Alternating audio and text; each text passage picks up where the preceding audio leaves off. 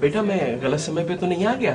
नहीं नहीं, ऐसी कोई बात नहीं है। वो माता जी कह रही थी कि वो भैया के साथ अस्थि विसर्जन के लिए बनारस जाना चाहती है। ओह अच्छा अच्छा अच्छा। मैं आपसे ये कहना चाह रहा हूँ कि आपका सेहत ठीक नहीं है, वहाँ जाना अच्छा नहीं है। यहाँ सवाल मेरे सेहत का नहीं है, बल्कि तुम्हारे पिताजी के आत्मा का है, और उसके लिए उनके अस्थियों को गंगा में विसर्जित करना बहुत जरूरी है, जिसको कि मैं अपनी आंखों से देखना चाहती हूँ। हाँ हाँ, मैं जानता हूँ कि बहुत जरूरी है, पर माँ बहुत हो गया। माता जी जाना चाहती हैं तो जरूर जाएंगी, तुम अपनी टांग मत अड़ाओ उसमें। हाँ बेटा विजय, तुम ये तो समझ सकते हो। माँ देखो तो कौन आया है। अरे गोविंद, तुम आओ आओ। आप सब लोग कैसे हैं? हाँ, उनकी बहुत याद आती है। मैं आप सब लोगों के लिए प्रार्थना कर रहा हूँ और आप फिक्र मत करिएगा। सदगुरु यीशु इस कठिन समय में आपको शांति जरूर देंगे। और हाँ, खाने के लिए भी आप फिक्र मत करिएगा, मेरी पत्नी लाती ही होगी।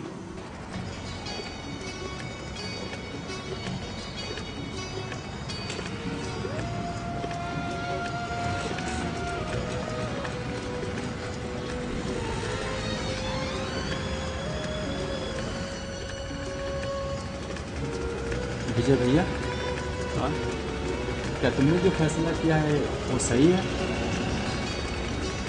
तुम्हें याद है ना, पिछले साल माता जी गिर पड़ी थी। अरे यार तुम क्यों चिंता करते हो, मैं हूं ना। और पिताजी की दुकान बंद कर दोगे या बैठोगे? क्या तुम कुछ इसमें मदद कर सकते हो? वैसे तो मेरे पास समय है नहीं, अगर समय होता तो मुझे पता नहीं क्या करना है। हाँ, पिताजी ने मुझसे कहा था, उन्होंने फीस का पैसा मेरे लिए अलग रखा हुआ है। मुझे उस पैसे की बहुत जरूरत है फीस जमा करने के लिए, ताकि मैं अपनी पढ़ाई जारी रख सकूं। तुम और तुम्हारी कीमती पढ़ाई। क्या मतलब? ठीक है, चलो देखता हूँ कि कैसे कर सकते हैं। भैया, आपने दुकान बेचने के लिए कुछ सोचा? इसको बेचकर हमारी सारी परेशानियां दूर हो जाएगी। अरे अभिषेक, ये तुम क्या बोल रहे हो? तुमको तो पिताजी के बिजनेस की कोई चिंता ही नहीं है, तो क्या मैं भी भूल जाऊं? अरे वो ऐसा हम कर दें तो ना तो हम घर के रहेंगे ना घाट के रहेंगे। अरे उस दुकान में तो पिताजी के प्राण बसते हैं, और यदि हम ऐसा कर दें तो कितना अपमान होगा उनका। भैया, मैं उनका अपमान नहीं कर रहा हूँ। ठीक है, तुम अपनी पढ़ाई पर ध्यान दो, मैं बाकी सब देख लूंगा। हाँ भाई, इंडिया पाकिस्तान का मैच आने वाला है, दाव लगाएगा क्या? अरे क्या मजाक कर रहे हो, मेरे पास तो फूटी कौड़ी भी नहीं है इसमें लगाने के लिए। हाँ भाई, ऐसे है, भाव तो बहुत बढ़िया चल रहा है, 12-1 चल रहा है, बहुत कमा सकते हो आप। अच्छा, हाँ ठीक है, बाद में बात करेंगे। ठीक है, कोई आ गया क्या? कोई बाद में बात कर लेंगे। हाँ विजय, लगता है काफी काम कर रहे हो, बिजी हो। हाँ, काफी काम है और झंझट का बहुत काम है। ये बनारस भी जाना है, कैसे होगा नहीं मालूम। हाँ विजय, इस दुकान के बारे में मुझे बहुत जानकारी है और लगभग इसकी दुकान की हर एक चीज से मैं वाकिफ हूँ। विजय, जब तक तुम वाराणसी में हो, मैं तुम्हारी दुकान की देखभाल कर सकता हूँ अगर तुम चाहो तो। अरे अरे, इसकी क्या जरूरत है? अरे भाई, इसकी जरूरत है ना। अगर आपके लिए मुश्किल नहीं है, लेकिन आपकी दुकान भी तो है। भाई मेरे पास तो कुछ ईमानदार लोग हैं जो मेरी दुकान की देखभाल कर सकते हैं, तुम मुझसे बेफिक्र हो जाओ। अरे नहीं नहीं भाई, मुझ पे ट्रस्ट नहीं है क्या दुकान चलाने के लिए? नहीं, भरोसा, अरे भरोसा तो बहुत है आपके ऊपर। यदि मुश्किल नहीं है आपको तो मुझे क्या समस्या हो सकती है, ये तो बहुत अच्छी बात है। हाँ चलो फिर ठीक है, तुम निश्चिंत होके बनारस जाओ। क्या जिससे तुम पहले सामान लेते थे उससे ना लेकर अब तुम श्री लाल से सामान लोगे? हाँ, सोच तो रहा हूँ। वैसे तो गुप्ता जी काफी अच्छे और ईमानदार आदमी हैं, लेकिन उनका सामान बहुत महंगा है। दुकान चलाने के लिए हमें काफी पैसों की जरूरत है चाहिए। पिताजी की बीमारी की वजह से उनके अस्पताल का बिल में काफी पैसे खर्च हो गए, जिसको पूरा करने में काफी समय लगेगा। तुम तो जानते हो ना श्री लाल का सामान कैसा है। अगर तुम उनसे सामान खरीदोगे, एक तो वो सामान बिल्कुल घटिया और नकली है। अगर तुम उनसे सामान खरीदोगे तो कोई भी ग्राहक तुम्हारी दुकान पे आना पसंद नहीं करेगा। कल मैं गुप्ता जी से मिलने जा रहा हूँ बिल चुकाने के लिए।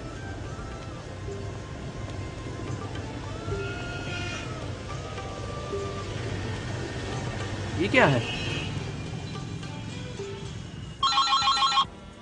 हेलो। हेलो, हाँ मैं विजय अग्रवाल बोल रहा हूँ। तुम्हारे पास तो पैसा ही नहीं है भाई। क्या अभी भी क्रिकेट में कुछ दांव लगा सकते हैं? मैं कोई वादा नहीं कर सकता हूँ तुम जीतोगे कि नहीं, लेकिन दाव लगा सकते हो। हाँ, सौभाग्य से कुछ पैसे मिल गए हैं, उसी से लगाना था। अच्छा अच्छा, ठीक है, धन्यवाद।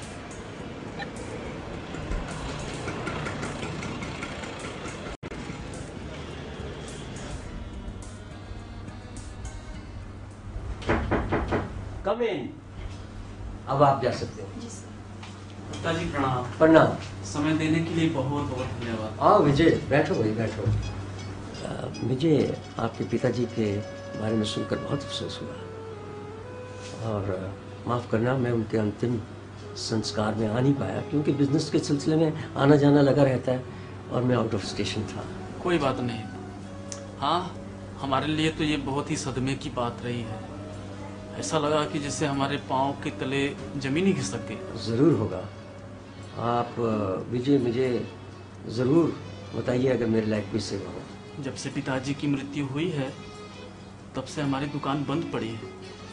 हम उसको दोबारा खोलना चाहते हैं और उसमें नया स्टॉक भी भरना चाहते हैं, जिससे कि हमारी दुकान अच्छे से चल सके।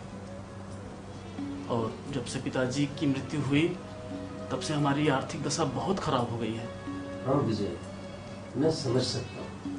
आपको तो पिताजी के साथ व्यापार करते हुए काफ़ी समय हो गया है। यदि आप हमें कुछ उधार दे देते तो बड़ी मेहरबानी हो जाती।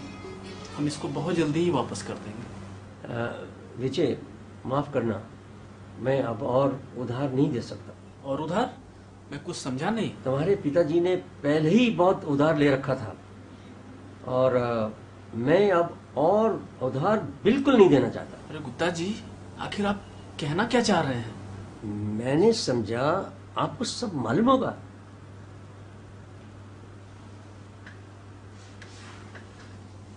ये रहा तुम्हारे पिताजी का खाता। इससे साफ जाहिर है कि आपके पिताजी सिर्फ उधार पे ही रहे थे। ये क्या है? इसे तो मैंने पहले कभी नहीं देखा।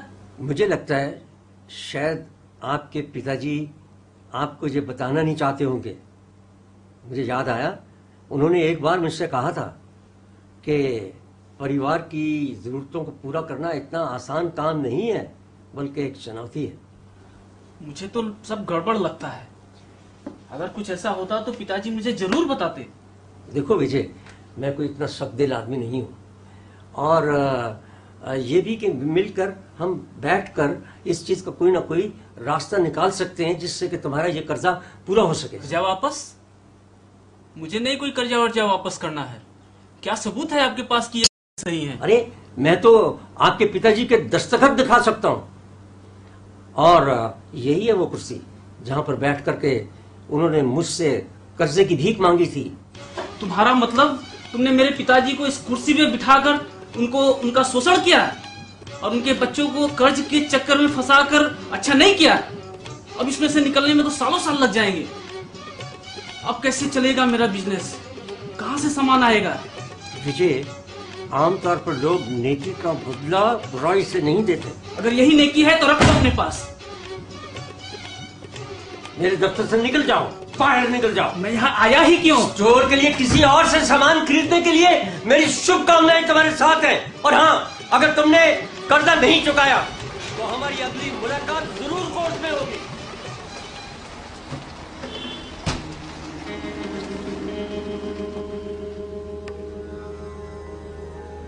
विजय भैया, देखो मुझे परेशान मत करो, मैं बहुत व्यस्त हूँ। क्या मैं आपसे फीस के बारे में बात न कर सकूं? पता नहीं, क्या बाद में फीस नहीं जमा हो सकता है? बाद में? पर क्यों? आपने तो कहा था कि इसका इंतजाम कर देंगे। अभिषेक, देखो मेरा दिमाग खराब हो गया है। अरे यार, कभी कभी अपने बारे में छोड़कर कम से कम परिवार के बारे में भी तो सोचा किया करो। अब बेकार का मुझ पे दोष लगा रहे हैं। जो मैं पढ़ाई कर रहा हूँ, पिताजी ने अनुमति दी थी, उन्होंने मेरे लिए फीस का पैसा बचा के रखे थे। पिताजी जो चाहते थे आप उसमें बाधा डाल रहे हैं। इससे पिताजी की आत्मा को दुख होगा। खबरदार, जो तूने फिर से ऐसी बात की तो मैं अभी इस घर का मुखिया हूँ। पैसे कैसे खर्च करना है ये मुझे सोचना है।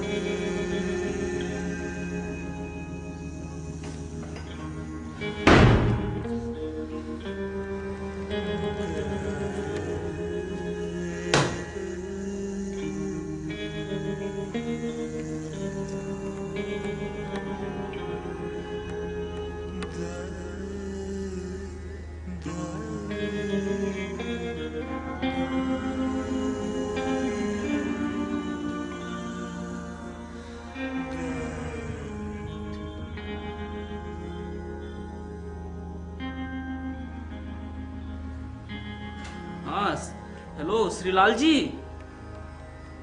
नमस्कार। मैं विजय अग्रवाल बोल रहा हूँ। मुझे अपने दुकान के लिए कुछ ऑर्डर सप्लाई करना था, कर देंगे? अच्छा यार गोविंद। हाँ हाँ मेरे हिसाब से हमारा दुकान में तो पर्याप्त स्टॉक है। हाँ बिल्कुल। किसी चीज की कमी नहीं होना चाहिए। हाँ बिल्कुल, भरा हुआ लग रहा है। लेकिन यदि ऐसी जरूरत पड़ जाए तो मुझे जरूर फोन कर देना। हाँ तुम उसकी फिक्र मत करो। रात कल ज्यादा हो गया सब ठीक ठाक करने में, अभी थोड़ा थका हुआ लग रहा हूँ। मैं सोचता हूँ चलना चाहिए। हाँ विजय, तुम किसी बात की फिक्र मत करो, बस अपने सफर की तैयारी करो। ठीक है। हाँ विजय देखो, मैं जानता हूँ कि तुम बहुत परेशान हो, लेकिन विजय एक बात का ध्यान रखना कि कहीं ये परेशानियां तुम पे हावी ना हो जाए। तुम्हारे लिए तो ये बात करना बड़ा आसान है। यदि हम अपनी सारी चिंताएं सदगुरु यीशु को सौंप देते हैं तो वो एक अद्भुत आनंद से हमें भर देता है। लेकिन यदि हम असंतुष्ट हैं तो लालच में पड़कर हम पाप कर बैठते हैं। लेकिन यदि हम अपने परिवार की आवश्यकताओं को पूरा करने के लिए कुछ करते हैं तो इसमें क्या बुराई है? देखो गोविंद, शांति मेरे अंदर उसकी कमी नहीं है, लेकिन कमी पैसों की है। क्या पता बनारस जाने से मेरे परिवार का भाग्य खुल जाए।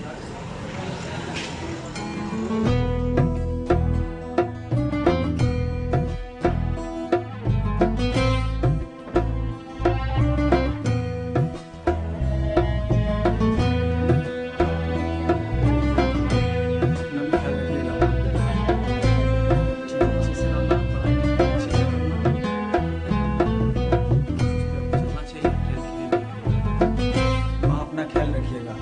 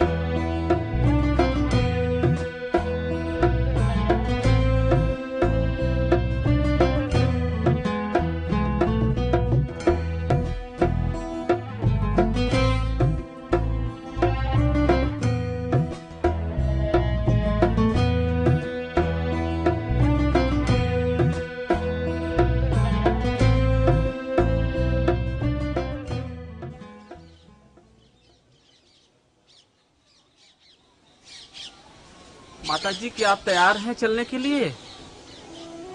बेटा, मेरा और तुम्हारे पिताजी का एक ही सपना था कि हम दोनों एक साथ यहाँ आए, ताकि गंगा जी के पास आकर मैं उस शांति को पा सकी जिस शांति की खोज में थी। सिर्फ मैं अकेले ही आ सकी। क्यों तुम्हारे पिताजी के अस्थियों के साथ क्यों तुम मुझको छोड़कर चले गए? अच्छा होता कि मैं भी अपने अंतिम समय यहाँ ही बिता सकती। अरे माताजी, आइए चलिए चलते हैं हम लोग।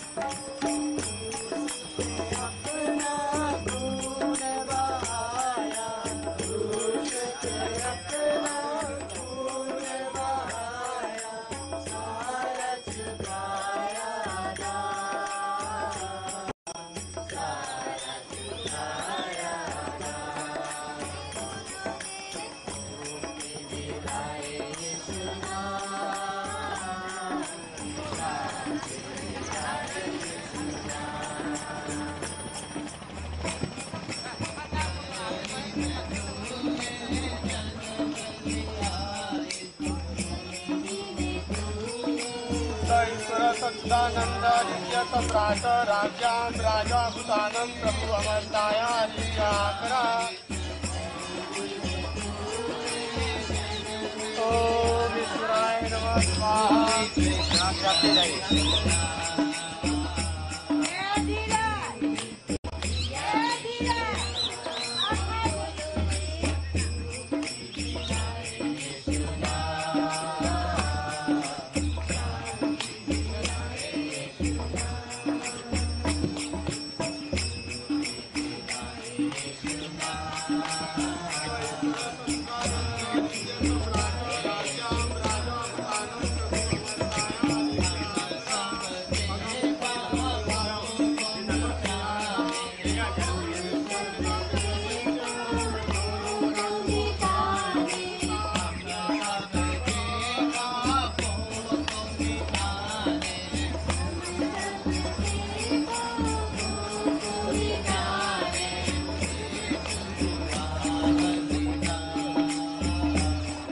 ओम शांत्याय नमः स्वाहा।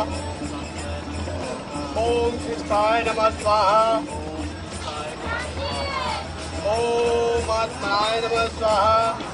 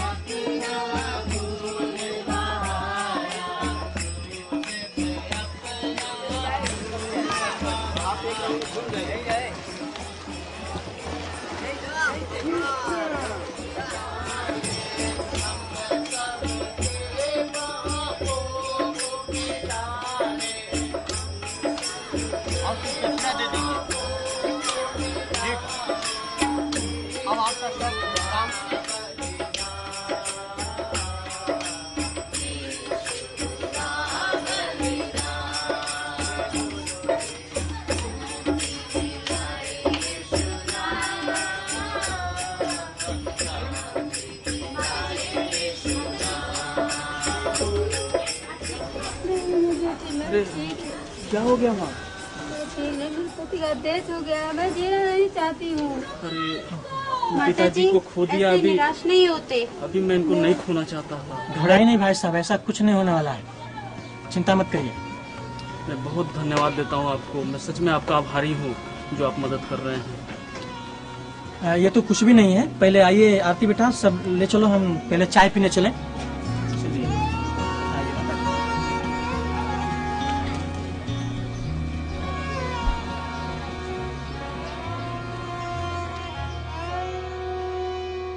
मेरे पिताजी तो काफी समय से बीमार चल रहे थे, लेकिन हम तो सोचे कि वो जल्दी ठीक हो जाएंगे।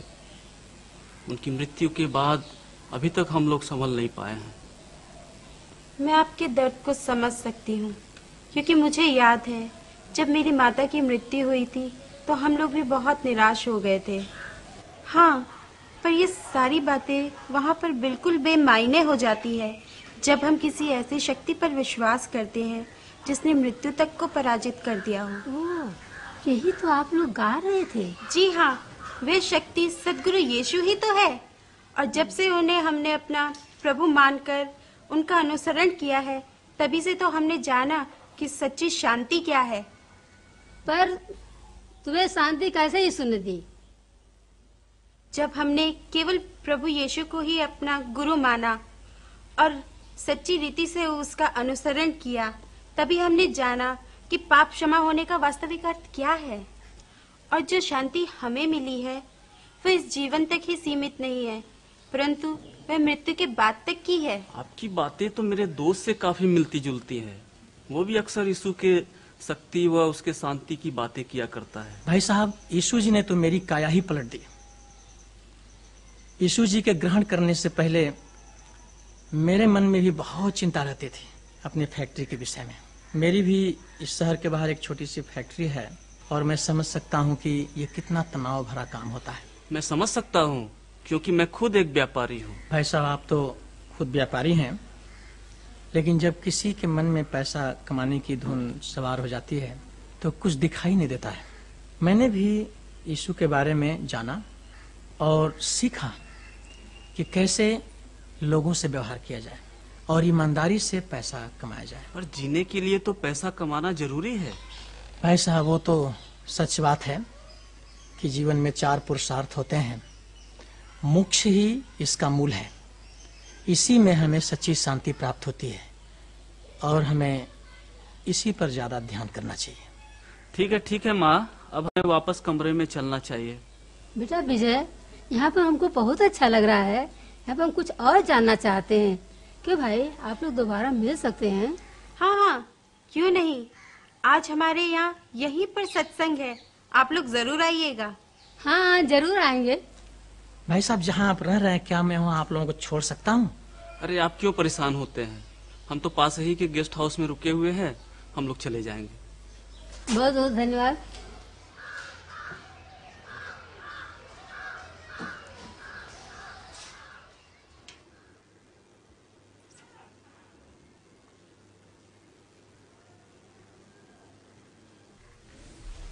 अम्मा जी, मैं बाहर घूमने जा रहा हूँ, आप आराम करें।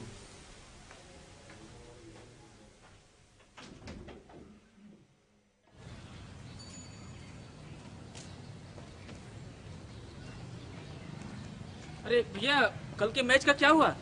इंडिया हार गया। हार गया? ओहो।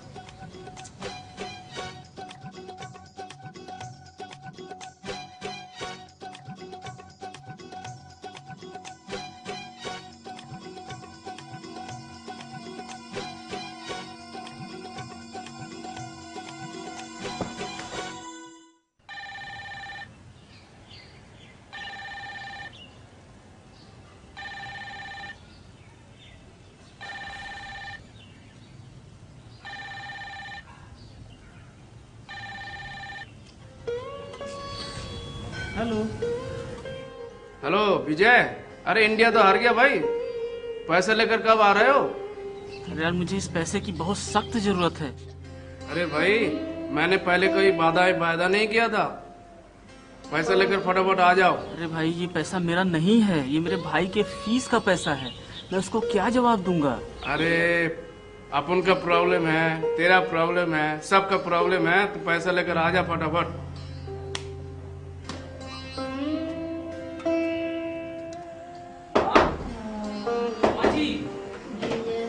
अम्मा जी को क्या हो गया है?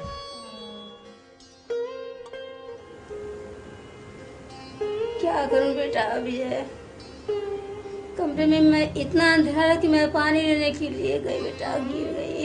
हाय।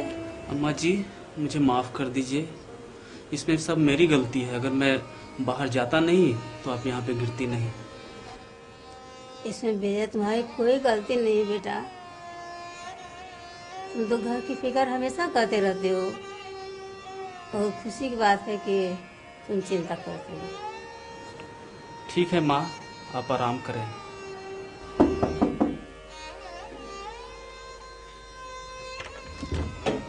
अरे शर्मा जी, आप? जी हाँ, माफ करिए, आपको हमने रात में परेशान किया। हम तो बस इतना देखने आए थे आप लोग ठीक ठाक तो हैं, क्योंकि कल जब हमने आपको आमंत्रित किया था सत्संग के लिए तो माता जी बहुत इच्छुक थी, पर जब वो नहीं आई तो हमें बड़ी चिंता हुई, इसलिए हम लोग आ गए। कौन है बेटा? माता जी, आइए, अंदर आइए। शर्मा जी और उनकी बेटी आई हुई है मिलने के लिए। माता जी, आप ठीक तो है ना? क्या कहूँ बेटी, मैं आज दोपहर में गिर गई, सबसे काफी मेरे पेट में दर्द है। माता जी की तबीयत काफी खराब चल रही है। पिछले साल वो गिर पड़ी, जिनके वजह से उनके कूल्हे में काफी दर्द हो गया और लगता है वही दर्द अभी ज्यादा बढ़ गया है। ओह बेचारी माता जी। बेटी, मैं इस दर्द में कैसे दिल्ली जा पाऊंगी? 2 दिन के बाद तो हमारी ट्रेन है। भाई साहब, अगर जरूरत पड़ी तो थोड़ा दिन तक और रुक सकते हैं। थोड़े दिन के लिए तो मेरा दोस्त मेरा बिजनेस संभाल रहा है, लेकिन यदि कुछ दिन और रुक गया तो उसकी परेशानी बढ़ जाएगी। हम उसके लिए प्रार्थना करना चाहेंगे। पापा, क्या माता जी के लिए हम अभी प्रार्थना कर सकते हैं? सद्गुरु यीशु उन्हें स्वस्थ अवश्य करेंगे। हाँ माता जी, आपको हमारे सदगुरु यीशु बहुत प्रेम करते हैं और हम विनती करते हैं कि आपको बहुत जल्दी तंदुरुस्ती प्रदान करें। हाँ, धन्यवाद। आइए हम प्रार्थना करें। सदगुरु यीशु, हम माता जी के स्वास्थ्य के लिए प्रार्थना करते हैं कि जो उनके पीठ में दर्द है वह ठीक हो जाए। आप उन्हें स्वास्थ्य प्रदान कीजिए और उनको अपनी शांति दीजिए। प्रभु यीशु के नाम से मांगते हैं, तथास्तु। वैसे तो कल हमारे यहाँ स्वामी जी के साथ एक सत्संग है, लेकिन उससे पहले मैं यहाँ मिलने आऊंगा। ठीक है।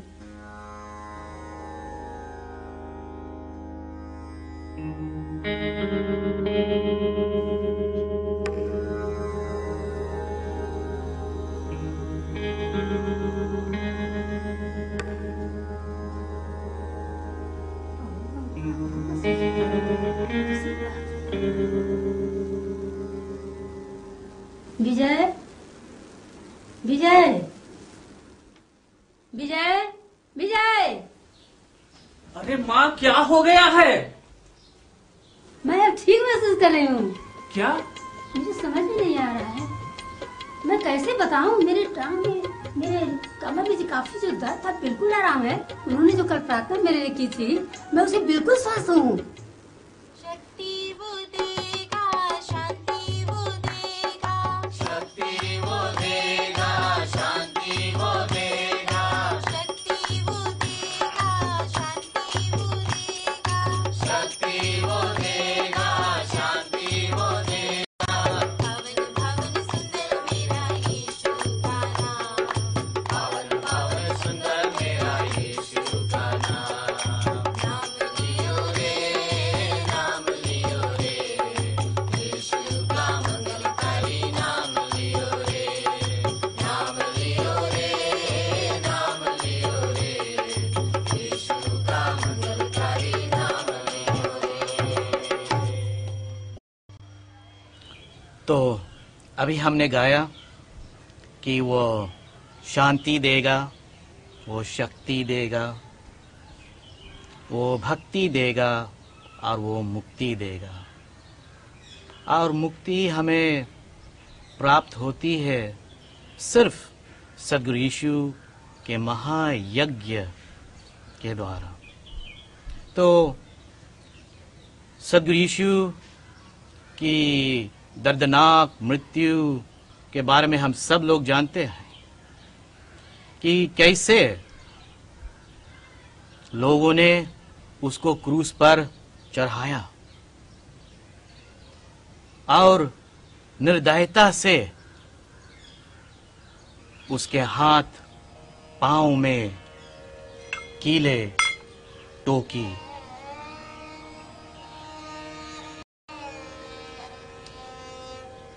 और इस तरह जैसे जब इस नारियल पर ये हथौड़े पड़ती है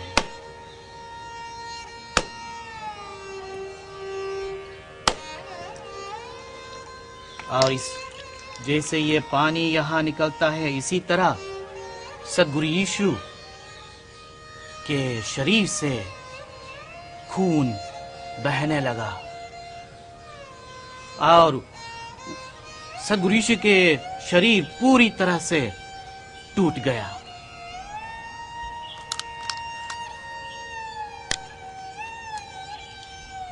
और इस महायज्ञ के द्वारा हम सभी लोग शुद्ध और पवित्र होते हैं, जैसे ये नारियल आपको दिखाई देता है।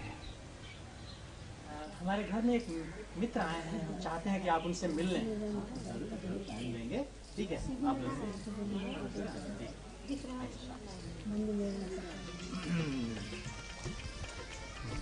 स्वामी जी, हमारे मित्र विजय अग्रवाल और उनकी माता जी आई हैं। अच्छा अच्छा, जीते रहिए बेटा, जीते रहिए माँ जी, जीते रहिए। आप लोगों से मिलकर मुझे बहुत खुशी हुई। और उस दिन जब नदी के किनारे आप गिर गई थी, मैंने देखा और मुझे अफसोस लगा, लेकिन शर्मा जी और उनकी बेटी ने आपके पास आकर आपकी मदद की थी तो मुझे बहुत अच्छा लगा। आप लोगों के व्यवहार से मुझे बहुत खुशी हुई और यीशु के बारे में जानकर मैं चकित रह गई। पर ये हम लोग कैसे जान सकते हैं कि जो बातें यीशु ने कही और जो उन्होंने किया वो सत्य है, और जो आपने कल अनुभव किया वो हम कैसे जान सकते हैं कि वो यीशु का ही अनुभव है?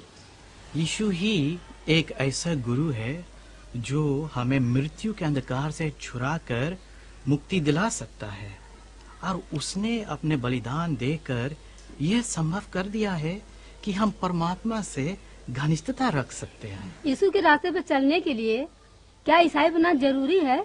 बिल्कुल नहीं। ईसाई समुदाय को हम मानते हैं। जैसे हिंदू समुदाय में विभिन्न भक्त पाए जाते हैं, वैसे हम भी यीशु भक्त हैं। हम केवल सदगुरु यीशु ही को अपना गुरु मानते हैं, और वो स्वयं परमात्मा है जो इस संसार में एक अनोखे सत्य अवतार के रूप में अवतरित हुआ। माफ करिएगा, थोड़ा सा मुझे फोन में बात करना है। हाँ हेलो विजय, तुम ये अपनी दुकान पर क्या करके गए हो? कितने ही ग्राहक तुम्हारा सामान वापस कर गए हैं और पैसे वापस मांग रहे हैं, क्योंकि वो कहते हैं कि मैंने उन्हें घटिया सामान बेचा है, सामान में मिलावट है। क्या? क्यों? और जो सामान वो वापस कर गए थे उसे मैंने अपनी दुकान से लाकर वापस किया है। जिस रास्ते पर तुम चल रहे हो वो ठीक नहीं है। क्या?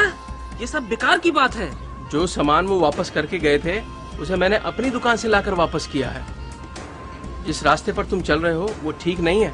ठीक है, तुम परेशान मत हो, मैं आकर देख लूंगा सब।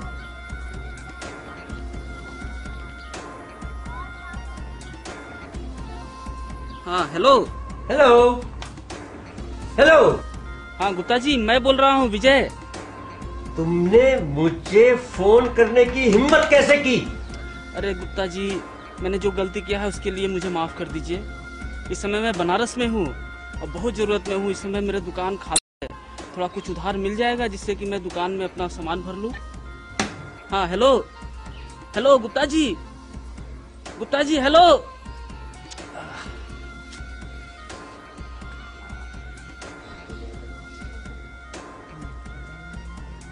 विजय, क्या सोचते हो? क्या गोविंद का सत्संग इसी प्रकार का है? पता नहीं, हम सोचते हैं अब हमें वापस चलना चाहिए। ठीक है,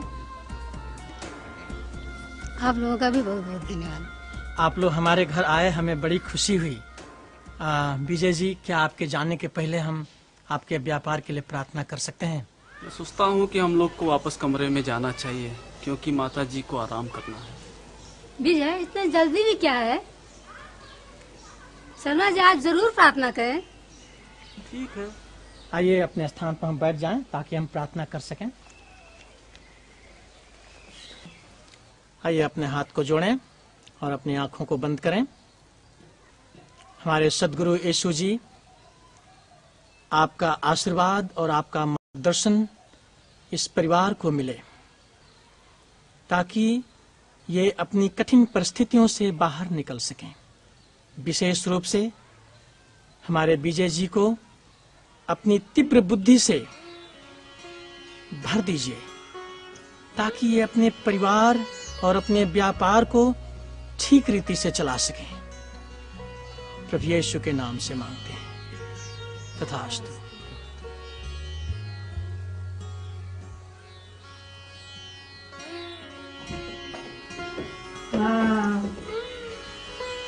आज का दिन बहुत अच्छा है विजय, बहुत हम खुश हैं। जो कुछ मेरे साथ हुआ है तो भैया बहन को जल्दी जाकर घर बता सकूं। हाँ ठीक है। विजय, तुम बहुत सी बातों की चिंता करते हो। तुझे याद है ना, यीशु ने प्रार्थना के दौरान कैसे मेरी मदद की थी? माँ जी, अपने पिताजी की दुकान खोलने के लिए यीशु से ही केवल प्रार्थना करने की जरूरत नहीं है। देखिए कितने सालों से हम लोग देवी देवताओं की पूजा करते रहे हैं, क्या मिला?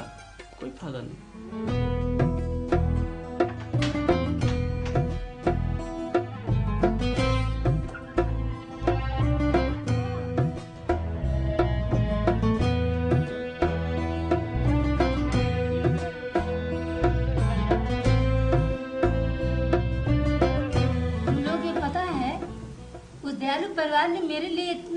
अच्छा प्रार्थना किया कि मैं बिल्कुल ठीक हो गई हूँ और एक अजीब शांति महसूस कर रही हूँ। ऐसा अपने जीवन में कभी महसूस नहीं किया था।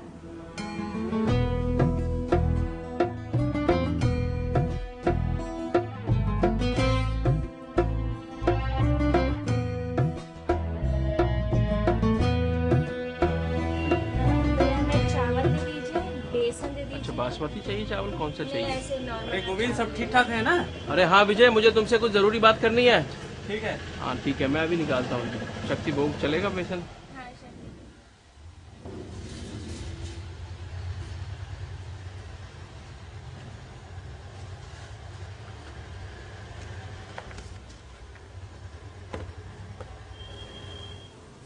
विजय, सब गड़बड़ है। शुरुआत में मुझे उम्मीद नहीं थी कि ऐसा हो जाएगा।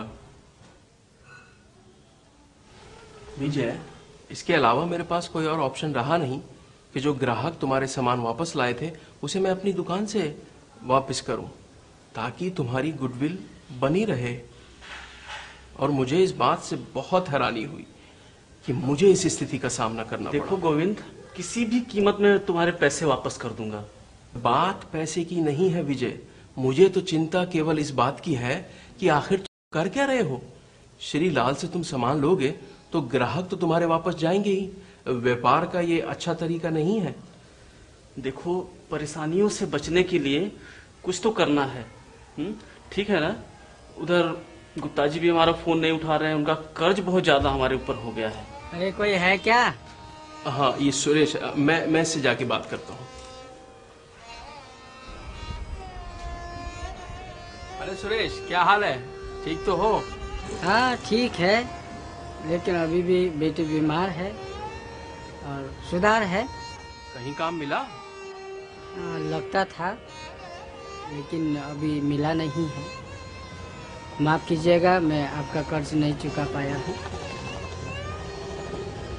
बच्चों को कुछ जरूरत है, क्या आप और उधार दे सकते हैं? हाँ सुरेश, क्यों नहीं, सामान तुम्हें जरूर मिलेगा। अरे गोविंद, ये तुम क्या बोल रहे हो? विजय, इसको तो मैं कुछ भी उधार नहीं दे सकता हूँ। क्या? यदि 2 सप्ताह के अंदर तुमने उधारी नहीं चुकाया तो तुम देख लेना। विजय, ये मेरा आखिरी निर्णय है। ठीक है भैया, अब क्या हो सकता है। हाँ सुरेश, बाद में मिलता हूँ। क्या सोच रहे हो तुम? अगर इसी तरह मैं उधारी बांटता रहा तो मेरा भट्टा नहीं बैठ जाएगा?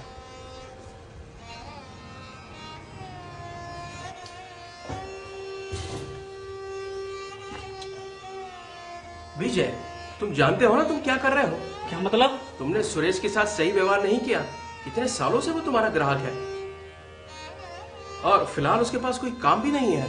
पर ये तो बहुत ही गैर जिम्मेदारी का काम है। मैं बहुत ही बुरे दौर से गुजर रहा हूँ। विजय, तुम अपने अंतर मन में झांक कर देखो, क्या तुम भी लोगों के साथ वैसा ही व्यवहार नहीं कर रहे जैसे वो तुम्हारे साथ कर रहे हैं? और इस पर तुम उनसे दया की उम्मीद रखते हो? सुरेश और मुझको तुमसे बड़ी शर्मिंदगी उठानी पड़ी। देखो, तुम समझ नहीं पा रहे हो कि मैं किस तरह के दबाव में हूँ। सारा परिवार का बोझ मेरे ही कंधे पे है। पिताजी का दुकान चलानी है, अभिषेक का फीस भरना है, माताजी का देखभाल करनी है, सब तो मेरे ही को करना है। विजय, अब दुकान तुम ही को संभालनी है। ये दुकान तो मेरे पिताजी की निशानी है। मैं इसे किसी भी कीमत पे मरने नहीं दूंगा। विजय, सदगुरु यीशु के लिए सब कुछ संभव है। तुम्हारी माताजी बता रही थी कि किस तरह से सदगुरु यीशु ने उनको स्वस्थ किया। क्या तुम ऐसा कर सकते थे? उसके लिए सब कुछ संभव है, केवल तुम्हें उस पर भरोसा करना है। पता नहीं मैं कर सकता हूँ।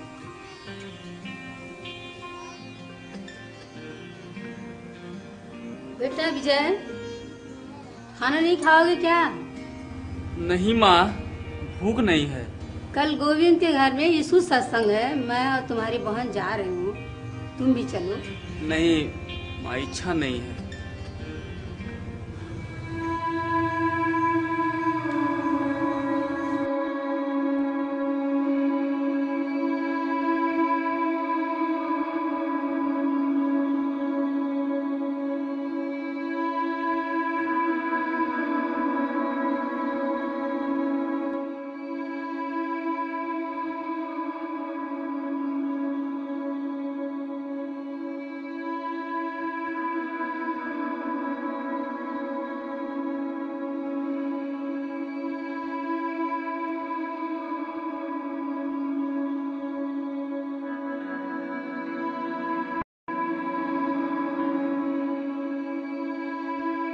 सब बोझ से दबे थके मांदे लोगों, मेरे पास आओ, मैं तुम्हें आराम दूंगा। विजय, मेरे पीछे हो लो।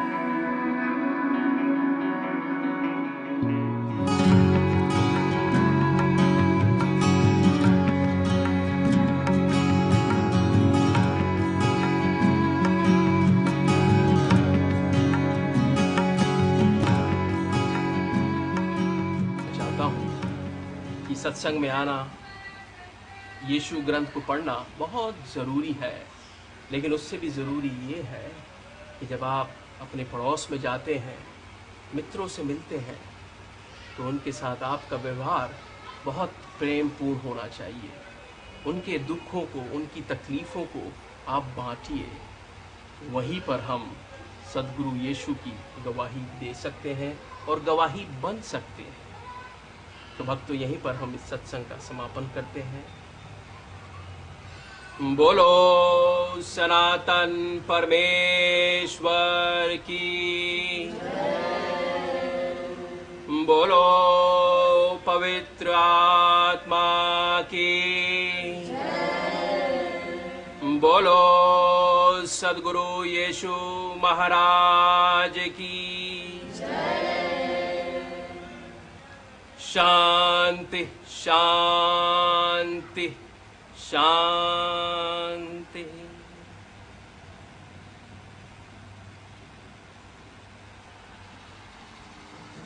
आइए हम जलपान करने जाएं। आइए।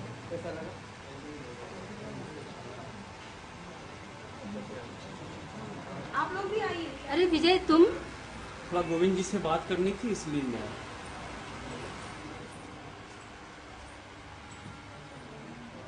अरे गोविंद जी नमस्कार।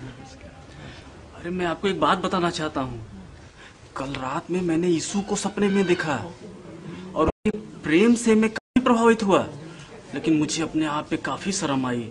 उन्होंने कुछ बातें बताई जो बहुत आकर्षित थी। कुछ विश्राम और कुछ पीछे होने के बारे में था, लेकिन फिर मैं जाग गया। विजय, मुझे यकीन है सद्गुरु यीशु ही थे वो, और वे अपने आप को तुम पर प्रकट कर रहे थे। देखो, ये वचन में लिखा हुआ है, हाँ, हे सब थके और बोझ से दबे लोगों, मेरे पास आओ, मैं तुम्हें विश्राम दूंगा। अरे हाँ, यही तो वो शब्द थे जो मैंने सपने में सुने थे। हाँ विजय, सद्गुरु प्रभु यीशु चाहते हैं कि तुम उसके मार्ग पर चलो और उनका अनुसरण करो, और अपनी चिंताएं सारी तुम उन पर डाल दो। पर मैं ये कैसे कर सकता हूँ? मुझे तो कुछ पता ही नहीं है। विजय, कुछ मुश्किल नहीं है, तुम्हें सिर्फ प्रार्थना करना है। और प्रार्थना करने के लिए जरूरी नहीं है कि तुम किसी पवित्र स्थान में जाओ या मंदिर में हो। प्रार्थना कहीं पर भी की जा सकती है। हाँ, चलो आओ विजय, चलते हैं।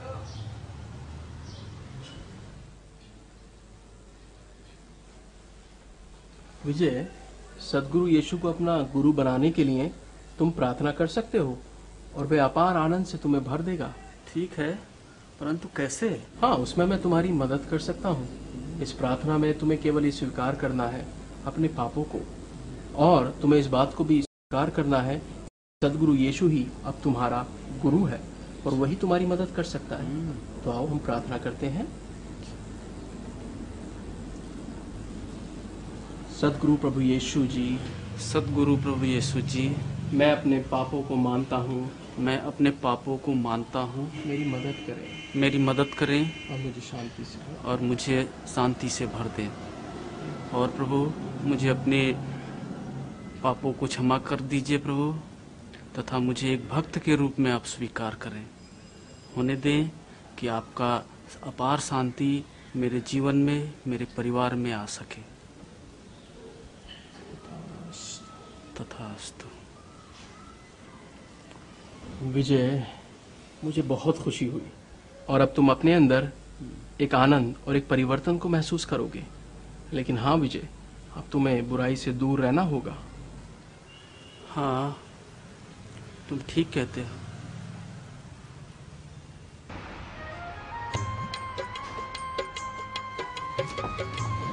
अरे गुप्ता जी प्रणाम। प्रणाम। अरे विजय, तुम यहाँ क्या कर रहे हो? जो व्यवहार उस दिन मैंने आपके साथ किया था, वो माफ़ी के लायक तो नहीं है। फिर भी यदि आप मुझे माफ़ कर दें तो बड़ी मेहरबानी होगी। उस दिन मैं बहुत परेशानी में था और मैंने सारी परेशानी आपके ऊपर उतार दी। और जो कर्जा पिताजी ने आपसे लिया था, किसी भी कीमत पे मैं उसको चुकाऊंगा, यदि उसके लिए मुझे दुकान भी क्यों न बेचनी पड़ जाए।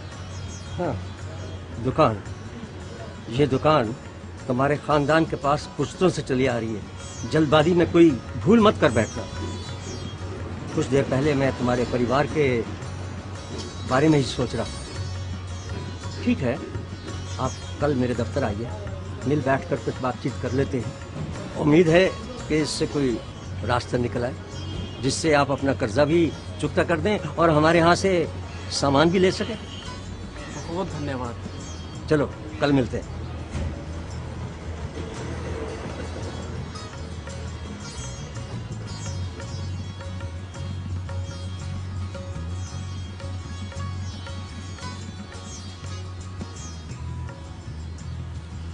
अभिषेक, तुम्हारी पढ़ाई कैसी चल रही है? बहुत अच्छी चल रही है।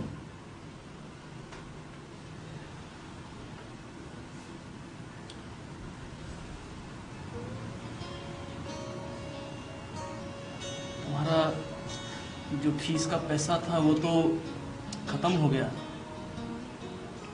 क्या पिताजी नहीं दिए थे? वो तो रखे थे, लेकिन उनके ऊपर काफी उधार भी था। क्या? हाँ, उन्होंने दुकान चलाने के लिए काफी उधार ले रखा था। भैया, आपने मुझे पहले कभी नहीं बताया। मैं जानता हूँ, और ये सब मेरी गलती है कि मुझे तुम्हें सब बता देना चाहिए। पर पिताजी ने जो पैसा तुम्हारे पढ़ाई के लिए बचा के रखा था, मैं अधिक कमाने के चक्कर में वो पैसा गलत जगह फंसा दिया। और मैंने सोचा कि थोड़ा सा अधिक पैसे आ जाएंगे घर में तो हमारी सारी समस्याएं हल हो जाएंगी। मुझे अपनी गलती का एहसास हो गया है। मुझे माफ़ कर दो। अभी से देखो, मैंने हार नहीं माना है। मैं किसी भी कीमत पे तुम्हारे फीस का इंतजाम करूंगा, परंतु ये तुरंत नहीं हो पाएगा। हम सब यही चाहते हैं कि तुम डिग्री हासिल करके पिताजी के सपने को पूरा करो।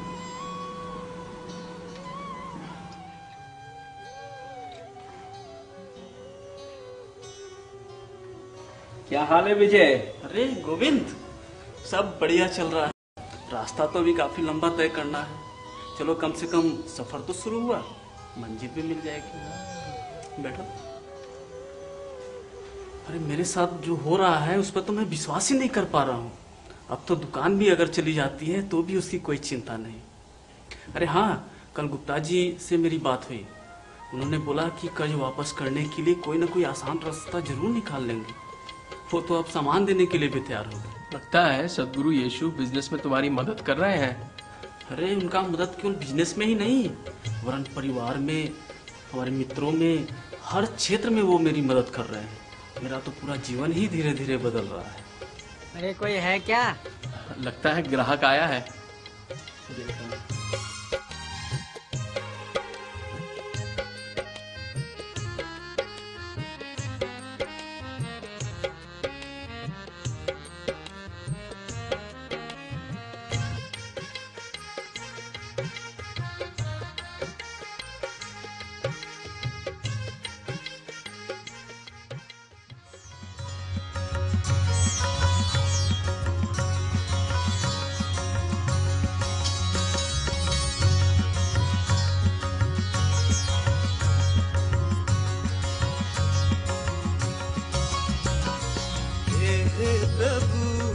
जग कर तार मोह अपने ही प्रेम से भर दे। हे प्रभु जग कर तार मोह अपने ही प्रेम से भर दे। मोह अपने ही रंग में रंग दे, मोह अपने ही प्रेम से भर दे। हे प्रभु जग कर तार